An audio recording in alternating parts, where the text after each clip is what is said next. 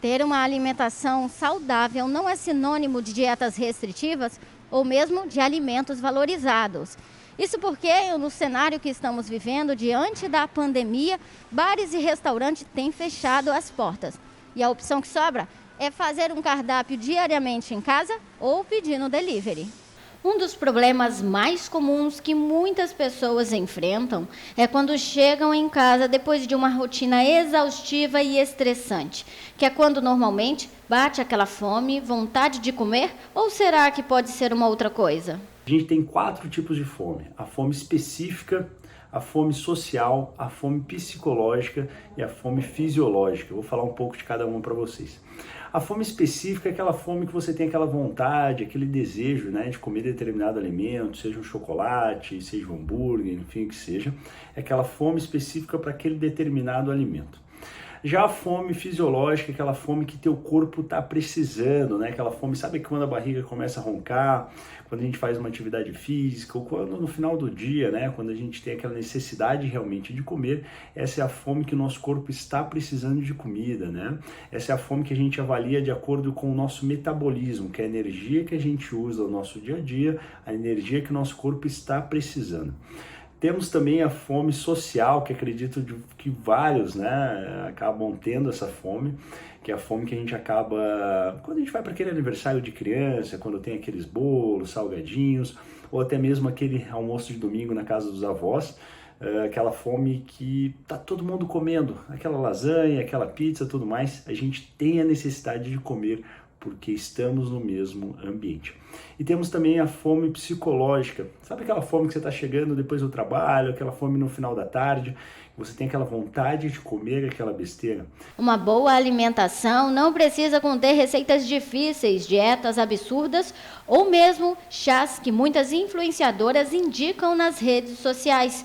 Comer comida de verdade, como frutas, verduras, legumes e proteínas boas, é o segredo para fazer as pazes com a balança e cuidar da saúde sem pesar no bolso. Descasque mais e desembrulhe menos, né? Todos os alimentos in natura que a gente vê, as frutas, legumes, toda alimentação balanceada em carboidratos, proteínas, vitaminas, né, que a gente consegue, aquele prato, né, todo colorido, aquele prato verde, onde tem a carne, onde tem o carboidrato, onde tem esses legumes, essas leguminosas, e a partir disso, com essa alimentação balanceada, a gente vai conseguir ter imunidade, saúde, vai melhorar toda a nossa parte intestinal, toda a nossa parte cognitiva, toda a nossa parte muscular, toda a nossa parte cardíaca, e com isso a gente vai conseguir ter saúde. Às vezes dá um pouco mais de trabalho, mas é muito importante na hora das compras ler os rótulos. Antes de comprar determinado alimento, então a primeira coisa é, não comprem pelo nome, não comprem pela imagem que ele acaba passando,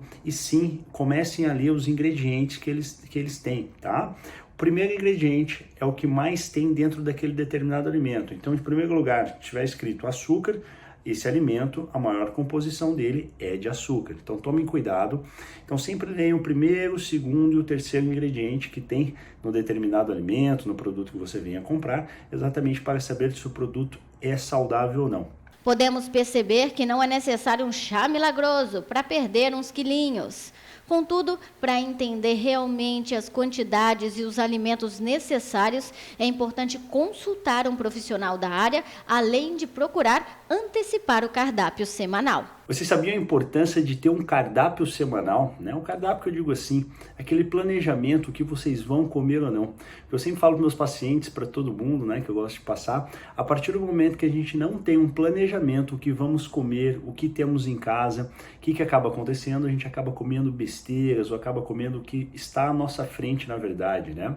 E a maioria das vezes isso acaba sendo um alimento não saudável ou quando a gente não tem aquele planejamento do que vamos comer, o horário que vamos comer, a gente acaba passando aquele período sem comer também, chega na próxima refeição, acaba comendo em maior quantidade e pior qualidade. Outra ação muito importante é fazer uma lista de compras antes de ir ao supermercado. Uma dica para vocês, nunca vão ao supermercado de estômago vazio e não façam a lista da compra. Por quê? Quando a gente está com o estômago vazio, a gente acaba comprando mais alimentos e alimentos mais gordurosos, porque o nosso cérebro, toda vez que quando a gente está com fome, ele quer a parte do prazer momentâneo da comida, né? O prazer que aquele alimento vem nos trazer naquele momento.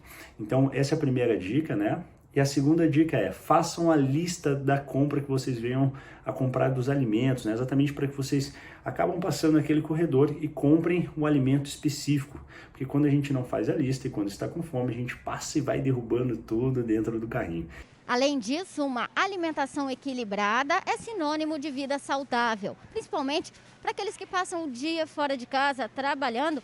Fazer um planejamento alimentar é essencial.